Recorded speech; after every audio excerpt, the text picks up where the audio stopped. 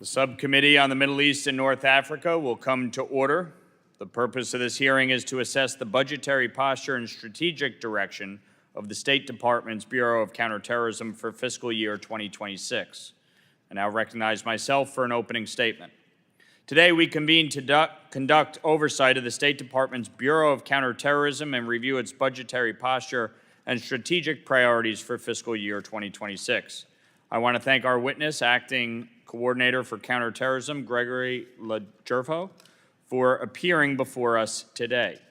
The Bureau of Counterterrorism is a vital arm of America's national security strategy. It plays a leading role in coordinating U.S. counterterrorism policy, engaging foreign partners to disrupt threats before they reach our shores, and supporting global efforts to confront terrorism in all its forms. From its role in special operations to diplomatic engagement to training programs, the Bureau is on the front lines of protecting the American people.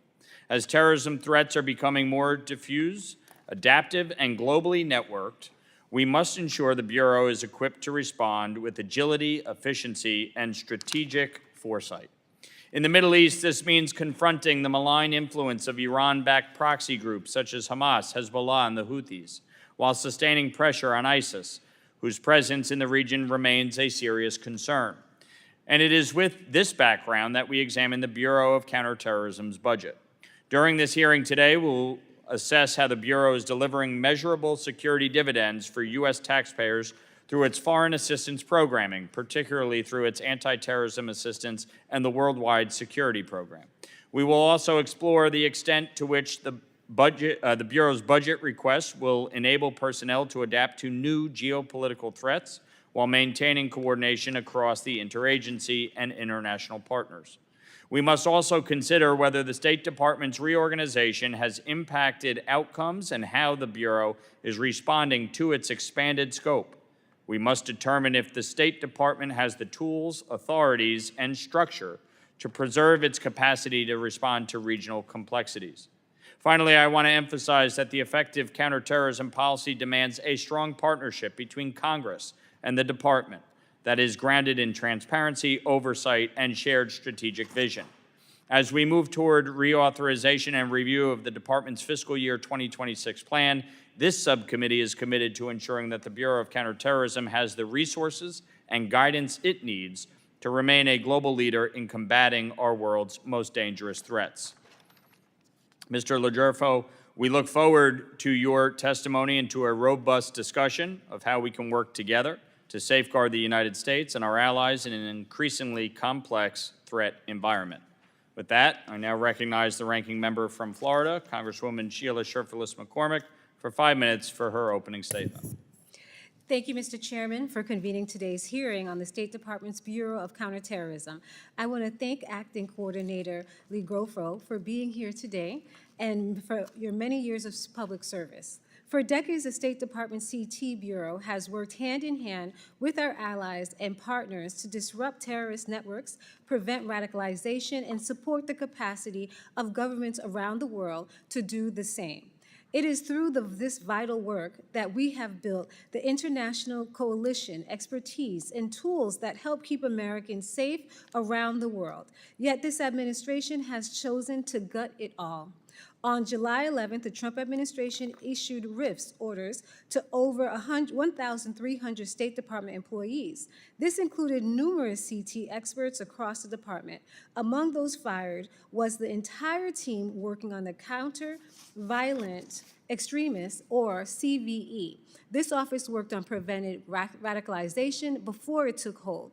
Today's global terrorist threats remain significant, and we need the best people working on the mitigation and prevention work.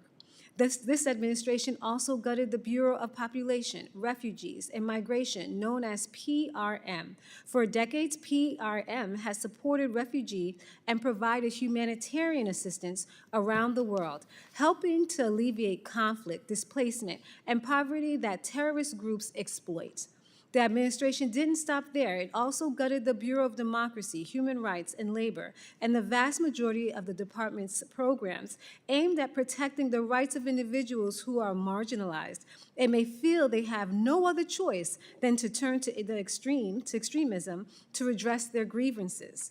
Then there's the dismantling of USAID, an agency that for decades worked in some of the world's most volatile regions to provide life-saving assistance and build livelihoods.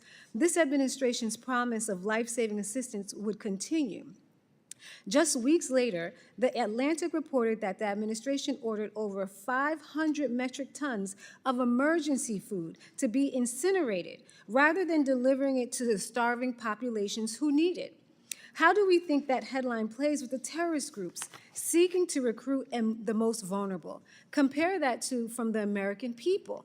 The administration's inability to grasp, let alone appropriate respond to counterterrorism needs is also apparent in the FY26 budget request. For example, the budget request makes no mention of Yemen anywhere, despite the significant threats posed by Houthi rebels. In fact, the Trump administration cuts funds to Yemen, including food assistance, when over 17 million people in Yemen are food insecure.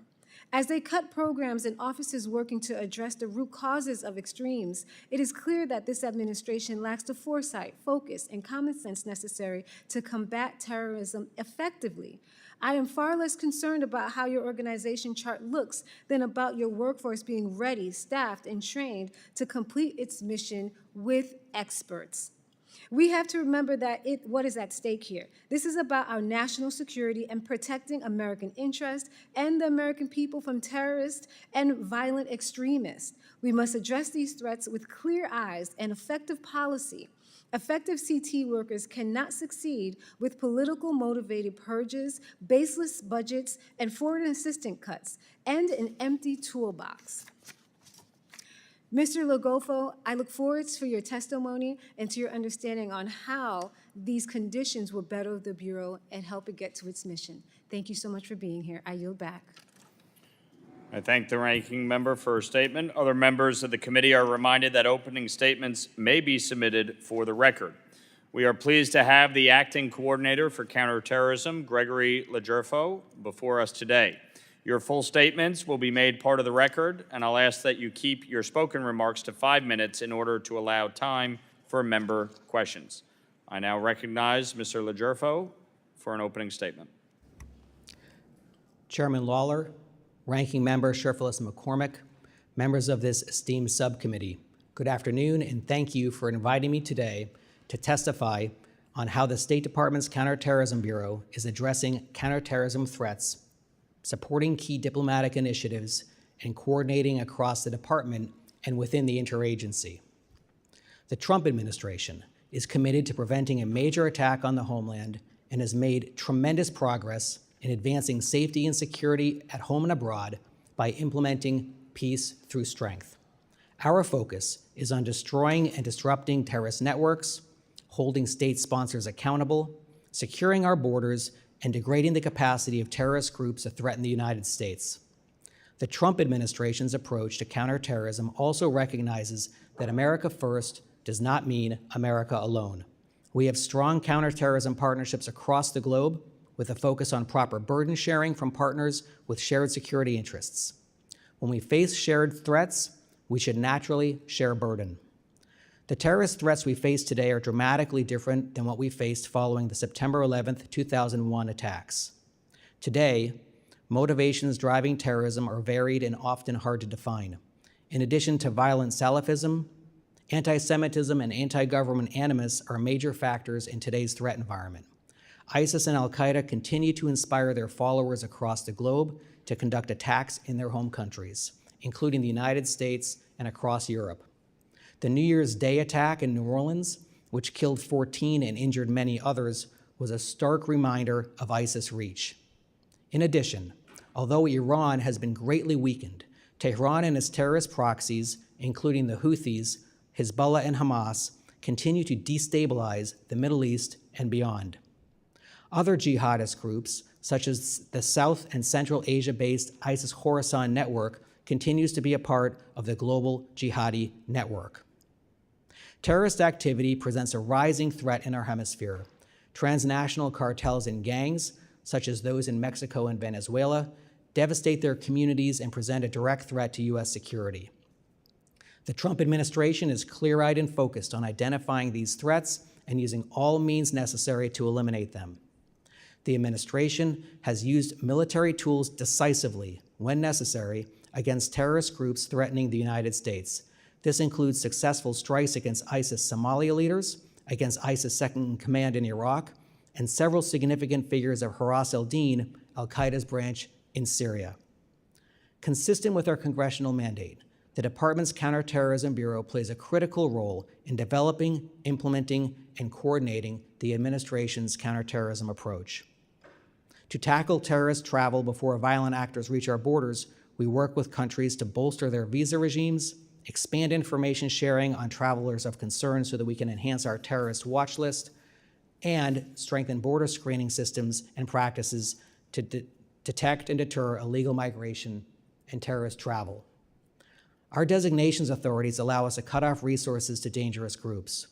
Secretary Rubio has designated 10 cartels and gangs in the Western Hemisphere as terrorist organizations, giving our law enforcement partners new authorities and tools to address those dangerous threats.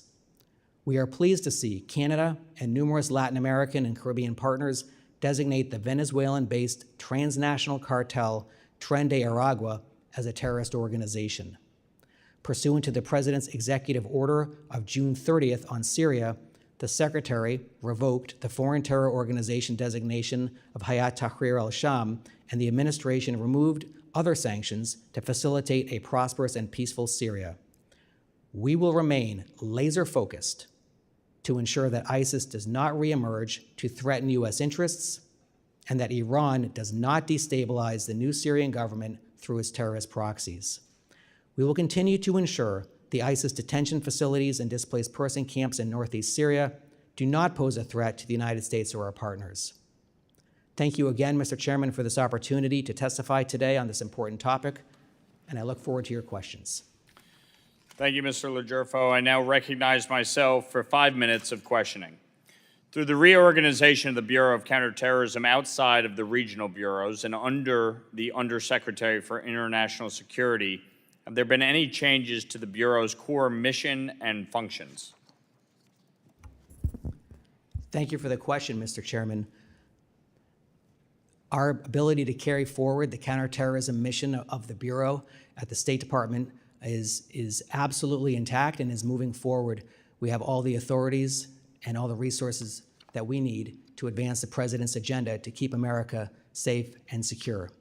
The move into the Undersecretary for Security, the T family, if you will allow us to work together with partners in the department who share similar funding streams and to make sure that we complement rather than overlap on key functions. So to that end, what new policy tools or structural advantages has the Bureau gained through this move, and how is CT leveraging its new placement to drive integrated responses to global terrorism? We have our statutory responsibility, Mr. Chairman, to coordinate in the department, in the agency, in the interagency, and also with diplomacy with our partners overseas. All of that remains, as well as our capacity to recommend designations for foreign terror organizations when appropriate, as we have very assertively in this administration with over 10 foreign terror organizations designated since January 20th. Again, all of those functions remain intact and actually are, I think, enhanced. Going back to where we are in the Undersecretary for Security, the T family, if you will, we have, again, the opportunity to be a lot more strategic in how we allocate resources and taxpayer dollars, working with our bureaus from the political military family, also INL, the Narcotics and Law Enforcement Bureau, as well as those in non-proliferation. Oftentimes, when we're working on terrorist issues in a given country, all of those bureaus have interests or funding streams, and we've started our staff meetings. We're consulting daily in a way that we haven't done previously, and I can tell you it's already made a big difference. Does the Bureau of Counterterrorism have sufficient budgetary flexibility within NATO accounts to respond quickly to new threats, such as the emergence of new terrorist networks or cyber-linked financing schemes? Absolutely, Mr. Chairman, and I believe that the streamlining of the reorganization will help us to think more strategically and to act with a greater focus on our core mission to keep America safe. Following up, would additional reprogramming authorities or surge mechanisms help the Bureau respond to unanticipated threats in fiscal year 26 and beyond? Mr. Chairman, I would take that back to my colleagues at the department. I believe that our resources and our authorities are sufficient at this time, but welcome any feedback or proposals you or the committee may have. Thank you. Can you elaborate on how robust funding for the Bureau of Counterterrorism helps generate goodwill from partner governments on other U.S. priorities? Absolutely, that's a great question. For example, with the Philippines, an area of the world where there's a lot of strategic competition, we have a vigorous and comprehensive counterterrorism program with the Philippine government to address terrorist threats in that country.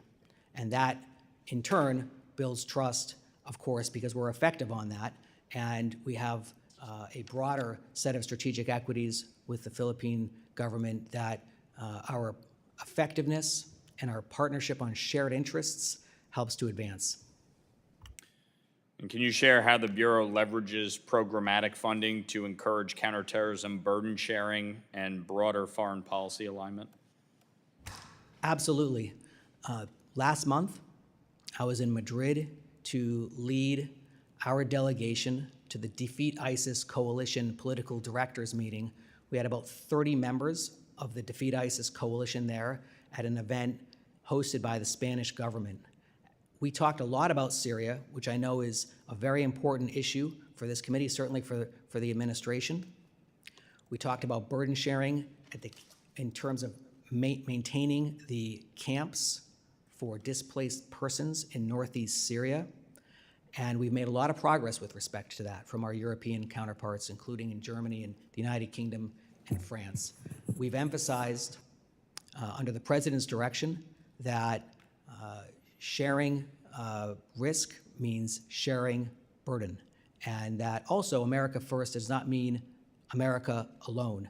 And our partnerships are based on mutual interest, but also that we make sure that our partners understand they must bring resources to the table. Last question. With new funding, how will CT Bureau determine priority regions or countries for counterterrorism programs and broader engagement? Thank you, Mr. Chairman. We have an annual strategic exercise in September where the Bureau reviews the resources that have been allocated to us and the strategic priorities of the administration. And in the case of the upcoming year, I expect us to focus heavily on Central Asia because of ISIS Khorasan and the threat that ISIS Khorasan continues to pose to the United States and our partners in the region as well as in Europe, Iran and its terrorist proxies, and West Africa, as well as the Western Hemisphere, given our new focus and aggressive focus on addressing the terror wrought by cartels.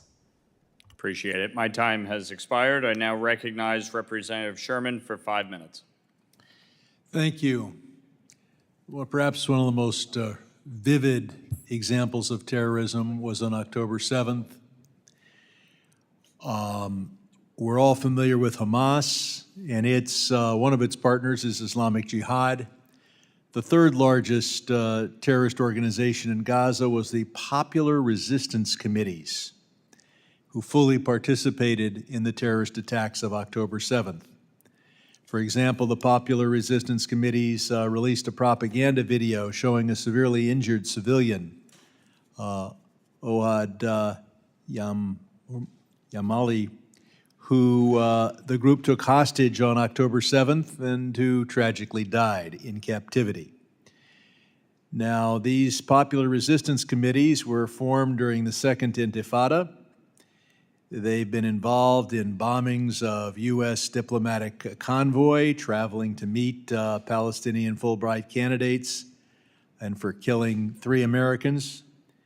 And yet with all that, the popular resistance committees of Gaza have yet to be designated as a terrorist organization. Last Congress, this committee, the full committee, unanimously passed my legislation to finally sanction this group. Can you commit to designating the popular resistance committees of Gaza as either a foreign terrorist organization or a specially designated global terrorist? Congressman Sherman, thank you for your question, and thank you for your support of the administration on addressing the scourge of terrorism in the Middle East, and in particular with respect to Hamas and the terror it has wrought since October 7th, 2023. With respect to the Popular Resistance Committee, the department is committed to reviewing the Popular Resistance Committee in Gaza for a potential terrorist designation. As with all sanctions, we review all source information, including engaging with our foreign partners to assess what is credible, sound evidence to demonstrate that the organization meets the statutory How soon criteria. can we count on that review being done? They've been a terrorist organization for a couple decades now. Your predecessors have just not focused on this. Can you get back to us in a month? I commit to getting back to you as soon as possible, Congressman Sherman. The Secretary is fully committed to taking appropriate steps against foreign groups, and I take know your how point. committed you are, and I look forward to hearing from you within a month. We've seen the Voice of America and the Agency for Global Media gutted by this administration. The effect of that is to cede the war for public opinion and hearts and minds to some of the worst extremist terrorist groups in the world. Now, the 9/11 Commission, and I was here for that back then, said that if we're going to deal with terrorism, we have to not only advance development and good governance and opportunity, but that we have to reach out to communities around the world with the truth. Does it undermine your efforts to stop terrorism around the world that the terrorists put out their propaganda and the truth spigot has been turned off? Thank you, Congressman Sherman. I am fully confident that the administration and that our Bureau of Counterterrorism has the resources it needs to advance the President's mission of keeping America safe and secure, and to working with partners and building partnerships around the world to prevent terrorist attacks against the United States. Not just concerned about the terrorism that happens under your watch. The propagandized teenagers of today will be the terrorists of tomorrow. This administration will be gone. Some of us will be gone. What are you doing to make sure that the 12 and 14-year-olds of today are not the terrorists of a decade from now? And in particular, does it make sense to cede the entire communication system to the terrorist propaganda? Congressman Sherman, we're not ceding any. Well, when you completely eliminate public broadcasting and communications, you can sit in Washington and think you're doing something, but if you're not communicating with the places where future terrorists might live, you've ceded the ground. We think that freedom of press and a free media is the best way to communicate and counter. Sir, if I can interrupt. There's a lot of places where there is no free media. There is no free media in Iran, and you stop broadcasting in Farsi. So if you think that the private sector is going to get truth to the 12 and 15 and 20-year-olds in living in places where there is no free press, you simply don't understand the listening-ship opportunities of people in Iran and other places. Is there a question? what are we going to do to make sure that those who live in countries where there is no free press hear the truth? Or won't they become terrorists when they hear the lies of the terrorist organizations? We continue to advance partnerships around the world, and we continue to support free press, not just from our country, but from around the world, including in Europe. Those messages get through to people all over the world, Congressman, and including to places where our adversaries or people who attempt to stifle freedom of speech. And history has shown that. Certainly history has shown that in the Cold War we were able to get through. And I understand what you're saying, Congressman Sherman, about the government apparatus, if I may. History shows us the need for broadcasting. The Berlin Wall came down because of Radio Free Europe as much as anything, and I yield back. Mr. Sherman, Congressman Sherman, the issue is whether or not the people can hear the message. And we believe that people will hear the message from the Trump administration. People will hear the message from a free media that has freedom of speech to communicate the values that matter to address violent extremism. The gentleman's time has expired. I now recognize Representative Kane for 5 minutes. Thank you, Mr. Chairman. And thank you, Mr. LoGerfo, for being here today.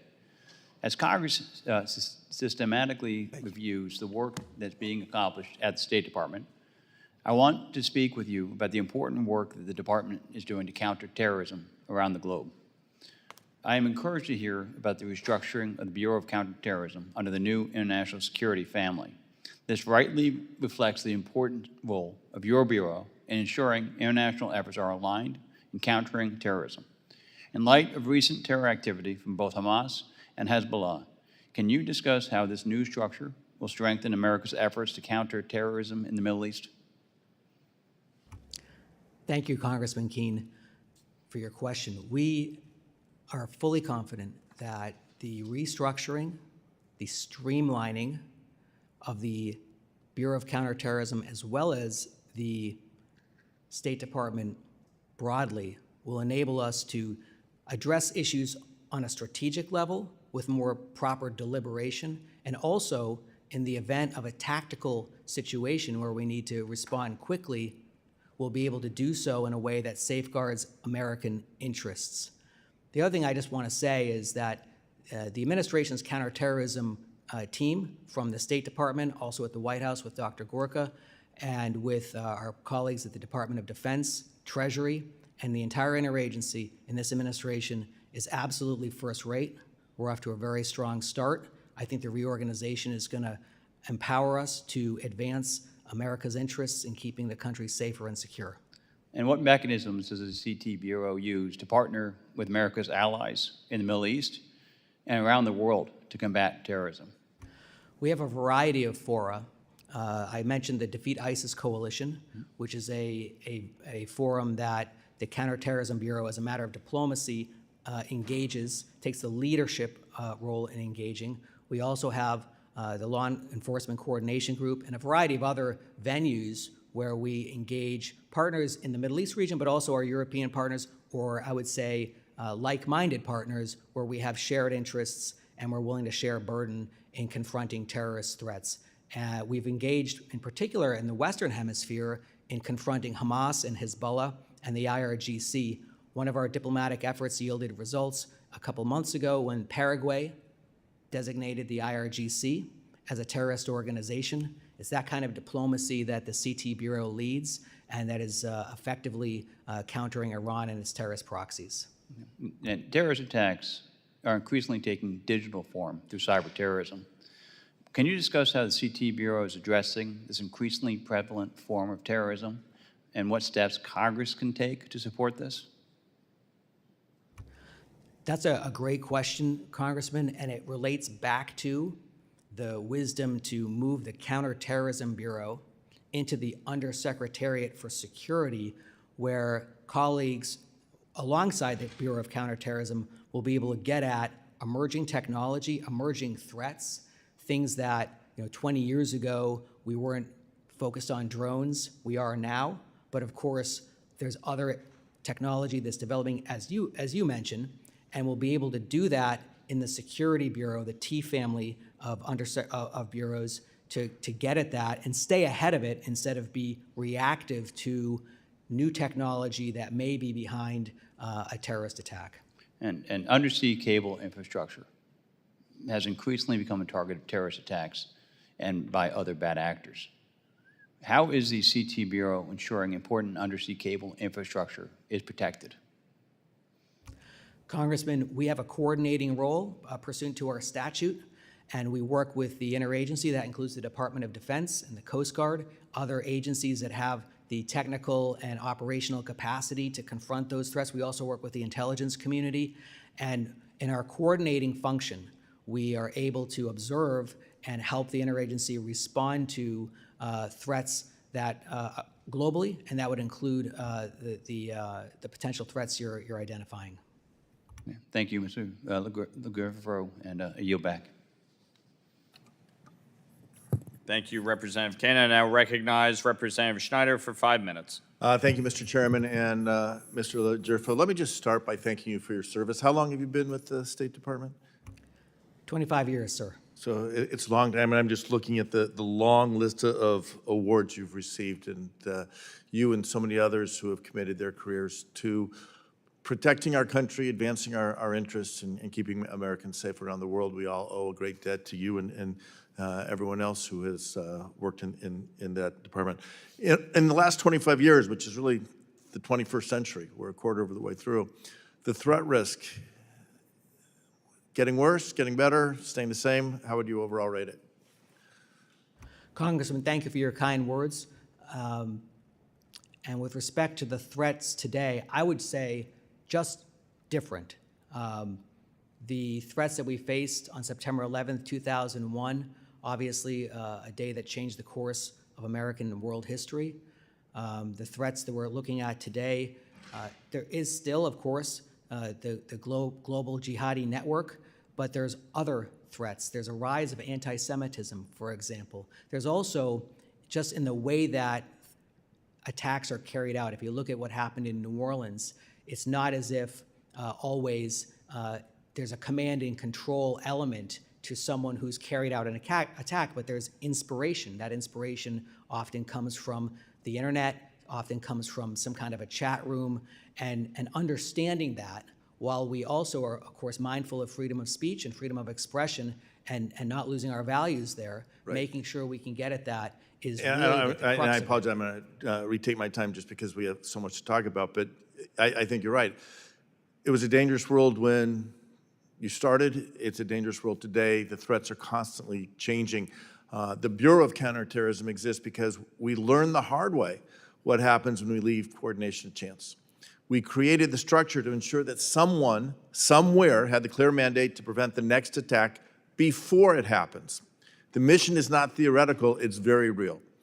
It's not regional, it's global, and it's not optional. It is essential. I find it alarming and frankly revealing that the Trump administration is moving with such speed to dismantle the Bureau's independence, gut its capacity, and fold its responsibilities into regional desks that are already overstretched. In the name of reform and modernization, the administration is dismantling capabilities and shirking responsibilities. There's no real vision, no real strategy, and as I see it, there is no real plan for success.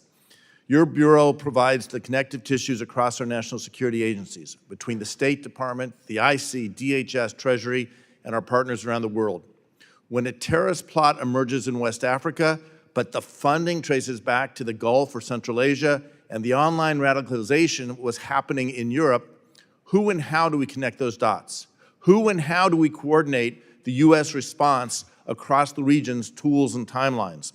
A big part of that is INR, but the Bureau, your Bureau, also has a central role to play.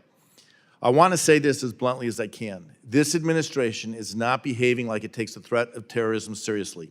Dismantling our counterterrorism architecture during a moment of resurgent radicalization and clear threats to the homeland around the world, and as you noted, including at home, is an act of strategic negligence. Mr. LoGerfo, I don't doubt your commitment. I am grateful for your service. But leadership in a moment like this requires more than presence. It requires pushback. It requires telling the truth up the chain, even when it's inconvenient. So I want to hear not just how you'll implement whatever structure you're given. I want to hear whether you believe that structure serves the mission and whether you're willing to fight for it. We cannot let institutional memory be erased. We cannot allow the strategic capacity of the United States government to be hollowed out behind closed doors when we pretend everything is just proceeding like normal. So, Mr. LoGerfo, I threw a lot at you, but I would love to hear your thoughts and response. Thank you, Congressman. I am fully confident that the restructure, we went from a height of 14 offices in the Bureau of Counterterrorism. We've restructured to make things move more quickly, to move at the speed of relevance, and also, again, as a matter of tactical response, we are going to be in a position working alongside our regional bureaus, absolutely, and working within the T family, the Undersecretariat for Security Policy, to respond quickly and also to fulfill our coordinating role as provided in statute within the interagency, with our diplomatic partners, to keep America safe and secure. I'm out of time, but I will follow up with written questions because I want to understand examples, specific examples, how we've strengthened capacities rather than reduced or eliminated capacities and capabilities. Mr. Sherman talked about a perfect example, losing the ability to communicate in country where the message is all going to be from bad regimes like Iran. We've lost our voice and ability to counter. As they develop young people who are going to be the terrorists of tomorrow, we need to be working and fighting hard every single day to develop those who are going to be the leaders of tomorrow that bring countries like Iran into the family of nations and create a more peaceful and prosperous future for us all. I yield back. I thank the representative from Illinois. I now recognize myself for a second round of questioning. Mr. LoGerfo, how does CT coordinate with other agencies and embassies to ensure its diplomatic and programming efforts complement U.S. efforts on great power competition, particularly in regions where China, Russia, or Iran may seek influence under the guise of counterterrorism support? And how does the budget request reflect this responsibility to carry out this mission? Mr. Chairman, thank you. We have comprehensive interagency coordination. I would say since January 20th, the strategic deliberation and the review of CT counterterrorism or of terrorism hotspots around the world has been accelerated, deliberate, and proper. We work with the intelligence community in our coordinating capacity, also with the Department of Defense, combatant commanders. Of course, within the Department of State, we work with the regional bureaus, and we work with other security-related bureaus to make sure we're postured to address counterterrorism threats, or terrorism threats. And the other thing, to answer your question, with respect to Asia, we are 100% in sync with our Asia Bureau, with other colleagues across the interagency to make sure the relationship between terrorist threats and security threats and our partnerships in Asia is 100% synchronized. I've led diplomatic representation to the Quad with Australia and Japan and India. Those are partners in the region that have shared security interests, and that's just one example of diplomatic engagements that we have to secure our strategic objectives in the Indo-Pacific region with respect to security and counterterrorism. The CT Bureau receives $1.6 million from the Worldwide Security Protection Account in fiscal year 26. Given the Bureau's responsibilities, do you believe that is sufficient to support surge operations, special events, and training? I do believe our overall budget request is proper. I will, with respect to your specific question, I'm confident that it is, but I will get back to you with more specific information. Okay. With various functional bureaus addressing counterterrorism adjacent issues like cybersecurity, proliferation, and irregular warfare, how is CT's budget and programming deconflicted from those of other offices? And is there a need for new legislative direction or internal budgetary coordination mechanisms to prevent redundancy? Thank you. Absolutely. And again, going back to it, the reorganization provides us the best opportunity to eliminate unnecessary overlap and duplication of effort with, for example, our Narcotics and Law Enforcement Bureau, our Political Military Affairs Bureau, and other bureaus in the Undersecretariat of Security Policy. And we are off to a very good start in the past couple of weeks with looking at a given country and saying, okay, you've got funding for this issue, and we've got funding for a very similar issue, and deconflicting. It's in real time now, and it's something that I'm very confident will yield better results for the taxpayer and better results for the administration's priorities of keeping America safe and secure. Appreciate it. I yield the remainder of my time. I now recognize Representative Schneider for a second round of questioning for 5 minutes. Thank you, Mr. Chairman, and I'll pick up a little bit from where we were. Go back to 9/11. It's hard to believe it is coming up on 24 years, but 25 years ago. The assessment after 9/11 was the IC's and others' inability to connect the dots, and I'm not casting aspersions. We just didn't connect the dots. The conclusion following 9/11 is that we needed to create the connective tissue, if you will, so that when a dot identified by one group over here and a separate unrelated dot over here picked up, that somewhere, somehow, we're bringing those together to say, wait, there's something there. Let me also clarify, or be very clear, there is always room for improvement to realign, reassess, to make sure organizations are best structured, best positioned to tackle the challenges of today, not designed for what we were facing a decade or a quarter century ago. I get all that. My concern in a loss of a central hub like yours, what do we lose? How do we accelerate the connection of dots? What do we risk in losing the ability to connect the dots with the approach that's being taken? I think our ability to fulfill our statutory responsibilities to coordinate with respect to counterterrorism in the State Department, in the interagency, and with our diplomatic partners is enhanced by the reorganization. Help me understand how.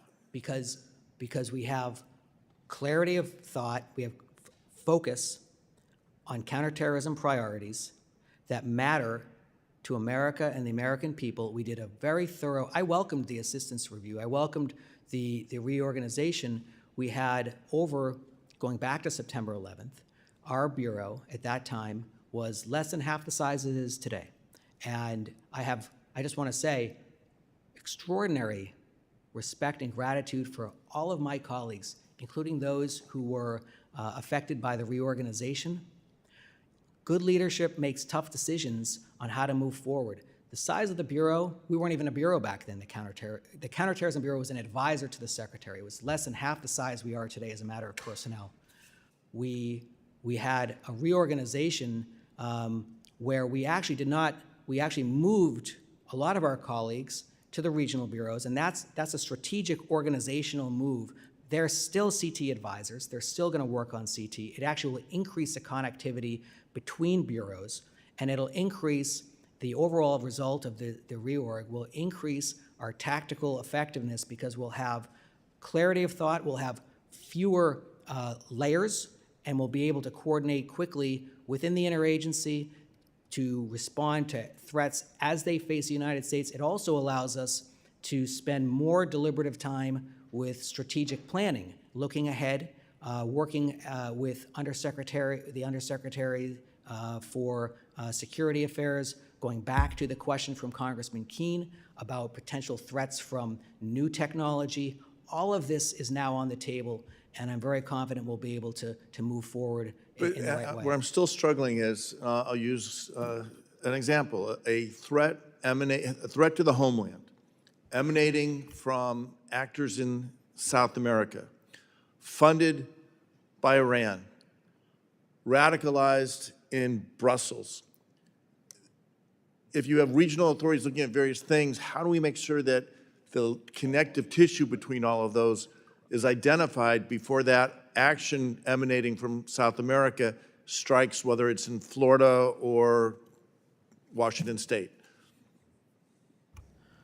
Congressman, we still have absolute vigorous, strong embassies all around the world. We have an interagency that is focused, not just the Counterterrorism Bureau and our coordination role, but we have a very strong posture on counterterrorism led by the president, led by the administration to keep America safe. And in the example that you pose, the hypothetical example that you pose, we have all the tools in place. And in fact, I'm confident that we'll be able to move quicker, more assertively, and more decisively in facing threats as they come to the United States. To the extent you can, I know we're an open forum, how that information from Europe to Iran to Latin America to Seattle, just picking those sites. We don't have any information on that, just to be clear. How would that information be elevated and escalated to make sure that everything was in place and necessary to first prevent the threat from being an action, and then undermining, undercutting, and holding to account all those involved in that threat? Well, Congressman, we'd have, the lines of communication are still exactly as they were. And we have the Counterterrorism Bureau. We have direct access, of course, reporting upward to Secretary Rubio and his team. We have a counterterrorism interagency that meets regularly and can meet in an instant to review and assess threats. And actually, again, when we're getting back to core interests of keeping America safe, the Counterterrorism Bureau, with the current layout of our resources and our staffing pattern, in this case, is better postured than ever before. I appreciate the extra time. I'm still struggling to understand where we've cut capabilities, we've lost expertise, we've reduced those connections, how it works, but we'll continue talking about it. I yield back. The gentleman's time has expired. Mr. LoGerfo, I just want to follow up on something. How does the Bureau distinguish between hard security initiatives and root causes programs when deciding where to allocate taxpayer resources?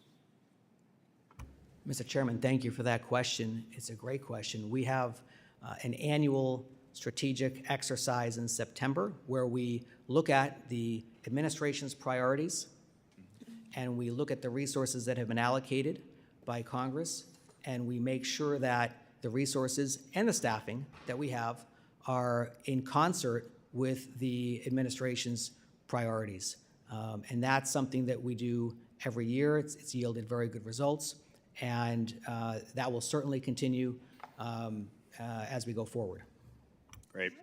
I thank you. I now want to recognize my colleague, the ranking member, Representative Sherfilis McCormick, for 5 minutes of questioning. Thank you, Mr. LoGerfo.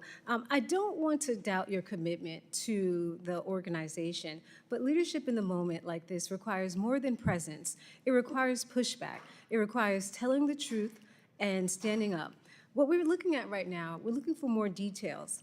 And so I want to hear not just that you'll implement whatever structure you've been given, I want to hear whether you believe that this structure serves the mission and whether you're willing to fight for it.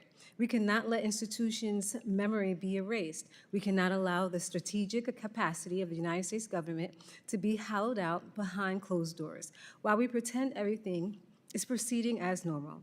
Mr. LoGerfo, what is lost when counterterrorism coordination is split across multiple regional bureaus without a central hub like yours? Thank you, Madam Ranking Member, for the question. We are fully confident that the structure that we have in place following the reorganization will enable us to coordinate properly on counterterrorism issues to keep America safe and secure. And I don't believe that we have bled out talent in any way. In fact, we have moved talent from our bureau, the Counterterrorism Bureau, into other bureaus so that we have counterterrorism advisor expertise in the regional bureaus, and these are our colleagues. We communicate every day. And at the same time, we have the benefit of being in the Undersecretariat for Security Policy, the T family, if you will, which is an enhancement. So I'm very confident that we'll be able to pursue the core mission of the administration's policies and to keep America safe and secure, and the statutory functions of coordination on counterterrorism that we have. Well, I want to switch focus and look at Syria. In May, on his visit to Saudi Arabia and other Gulf states, President Trump announced he was going to lift U.S. sanctions on Syria following the fall of the Assad regime. He said this decision was part of his effort to give them a chance at greatness. I have some questions related to the administration's policy on this issue, as I believe it is crucial to our CT and stabilization work in the Middle East. During a recent trip to the region, the importance of supporting Saudi Arabia at this moment of great transition, an opportunity was expressed in almost every meeting. Do you agree with President Trump that Syria deserves a chance at greatness? Thank you. On May 13th, 2025, as you mentioned, the United States recognized the government of Syria and Ahmed al-Shara as president of Syria. The United States is committed to supporting a Syria that is stable, unified, and at peace with itself and its neighbors, a Syria that will not offer a safe haven to terrorist organizations. So I have a series of questions. I just want to know with a yes or a no. Do you believe in that? I Yes. take it as a yes from what Yeah, you're the saying. answer is yes. Yes. Do you agree with the stability is an important factor in ensuring it has a chance to be great? Stability? That's a yes or a no. Yes. Okay. Do you agree that poverty alleviation and reparation are important to fostering stability and plays an important role for CT functions? Yes. Then would you agree that the reckless, rushed, and political motivated shuttering of the USAID was a complete disaster for Syria?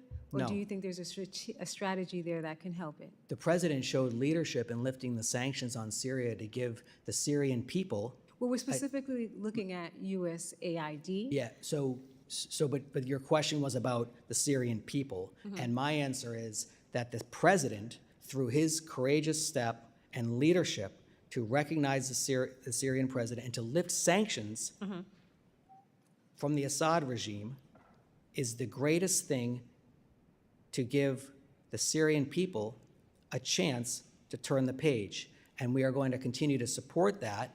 We're going to continue to support, through Ambassador Barrack's leadership, ensuring stability and security as well as... I want to reclaim my time, because what I'm really looking for, because we hear a lot of slogans, I'm hearing a lot of just positions, but I'm really looking for the nooks and the crannies of implementation and how we're going to achieve this goal.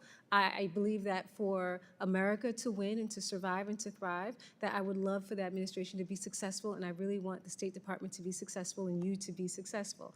So I'm asking questions to figure out how we can work together so we can get towards success. So how are we going to fill in the gap with USAID being gutted? And what is your plan and what steps are you taking to alleviate poverty and to fill in that gap specifically?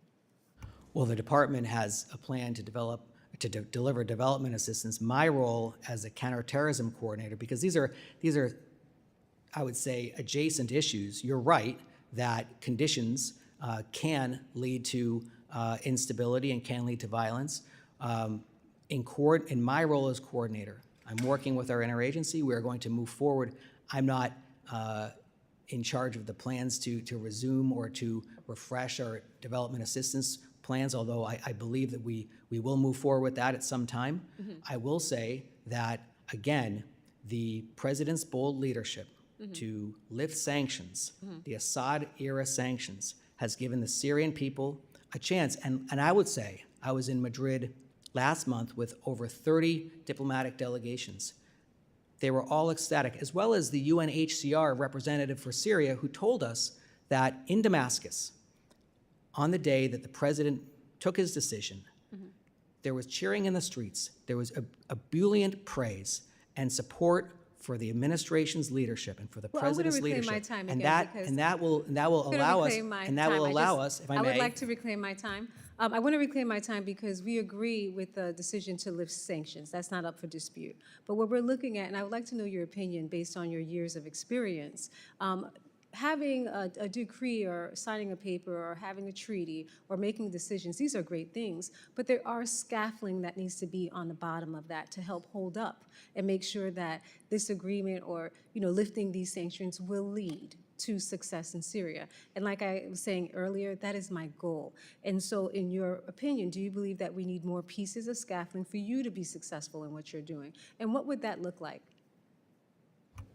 The Bureau of Counterterrorism, with respect to Syria, we have all the resources that we need to advance the president's priorities, to keep America safe and secure, and to advance the president's vision in the Middle East, including to turn the page for the Syrian people and give them another chance. In February, Mercury Corps warned that it would stop clean water delivery to 1.8 million Syrians. Save the Children was forced to close 20 out of its 50 nutrition programs in Syria, which had left over 400,000 children at risk for severe malnutrition. The reckless funding cuts also impacted democracy and gave governance programs and good governance programs at the time when the support would be crucial to helping the new government succeed.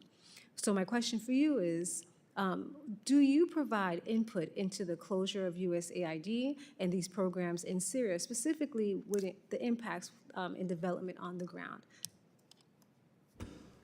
So I understand the question. You're asking me if I had input into that decision? No, I'm asking you, do you provide any input? As I mentioned earlier, the goal is to see that the scaffolding that you need to be successful in order to support your mission and your agenda.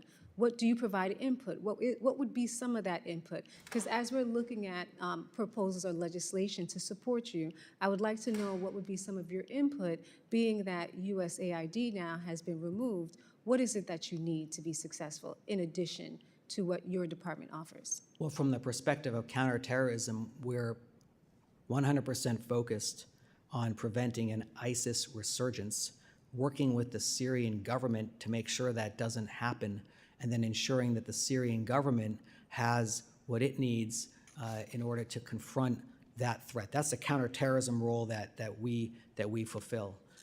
The broader picture here is that I think we share this goal, and we probably share the same vision that the Syrian people have the opportunities to move forward, and the Syrian people have the resources they need to live prosperous lives. And the lifting of the sanctions, and then of course the lifting of the designations of HTS as a foreign terror organization will enable greater investment in Syria. The Caesar Act pausing the Caesar Act will enable investment, will enable support from all over the world, including from the region, to ensure that we can, as you say, give some scaffolding or give some life, give some legs to the president's courageous and strong decision to lift sanctions. Thank you. I yield back. I want to thank the ranking member. I would note, obviously, this is a big discussion that is going on in Congress with respect to Syria. We want them to be able to succeed. We want stability in Syria. And ultimately, we want the administration to have the tools necessary to address the situation on the ground, to lift the sanctions as appropriate, but to not necessarily end all accountability measures as this new government forms. So, this is a debate that we had on the Financial Services Committee yesterday in large measure, and some of my colleagues on the other side of the aisle wanted all sanctions lifted immediately. So this is a debate that will continue, obviously. I now want to recognize the chairman of the House Foreign Affairs Committee, Representative Mast of Florida, for 5 minutes. Thank you. Appreciate that, Mr. Lawler. How are you doing today? Chairman, it's an honor to see you. Nice to see you as well. I want to get into the FY26 budget requests, and something specifically I want to ask. It includes $215 million for anti-terrorism assistance, $45 million for the terrorist interdiction program, the PISA system. And I just want you to walk us through, if you can, how the Bureau is ensuring that these funds deliver the measurable security benefits to the American people that are needed. Let's just start with that. Mr. Chairman, thank you. Thank you for your interest and for your support. These funds, we have gone through both through our annual review in the Counterterrorism Bureau to make sure that the resources that we're allocated match up to strategic priorities. through the broader assistance review that the administration had following the election, following January 20th, and then, of course, looking at the world as it is, a major focus that we have, three geographic areas: Central Asia, because of ISIS Khorasan; the Middle East, because of Iran and its proxies; and then West Africa, because of the incidence of terrorist attacks in the Sahel. And those three areas geographically are the areas where we're allocating the bulk of our ATA assistance. But we also do have some other partners, such as the Philippines and elsewhere, that are facing their own threats and also happen to be in areas Let's of touch on the strategic partners a minute. All right, so if you're looking at the NATO, the foreign partners and how they're prioritized for the NATO programming, how do you determine which foreign partners are prioritized? Well, first of all, it comes down to whether there's a threat to the United States from terrorist groups or terrorist activity in a given area or a given country. And then we, of course, measure up with the partner. We have, on a bilateral or a macro level, of course, we have to be able to work with a given government in a way that's accountable. And then we have vetting processes that, with respect to the implementer level, to make sure that what we're going to get is again something that will keep America safe and secure. Outcomes are obviously something that we want to be measurable and that, guide the direction there, but maybe go a little bit more into, the security needs, the diplomatic factors, capacity to absorb assistance. Go into that a little bit if you can. Sure, I'll give an example. ISIS Khorasan is a serious threat to not just the United States, but our partners in Central Asia and across Europe. Our partnership with Pakistan has yielded results. They returned the Abbey Gate bomber. They are partnering with us to confront ISIS Khorasan. And we do have, of course, some assistance from the CT Bureau, Counterterrorism Bureau, that fits into that broader strategy. That's one example. The coastal states the littoral states in Africa, Togo, Benin, Cote d'Ivoire, north of those countries and in the northern parts of those countries, they are facing attacks or they are facing ISIS activity that is killing civilians on a very frequent basis. We've started programs there over the past few years. These are, I would say the total outlay of those in those three countries is probably under $20 million a year. So I think we get a lot of mileage per dollar out of these programs, and we're able to ensure that ISIS and JNIM, which is an Al-Qaeda affiliate, does not have the capacity to establish a safe haven in that part of the world. So let's go into a little bit more into the where the resources are going. So for the Bureau's process, how do you determine which continents or regions, balancing the balance between going to sub-Saharan Africa or Central Asia? How do you conduct that balance? Well, it's an interagency process. We work with the intelligence community. We work with our partners across the interagency, DoD, because they've got their own footprint in several of these countries. And we look at the cable reporting over the year from our embassies. And again, we do this in September as a general matter, but we can do it on an ad hoc basis if there's a particular event or a development.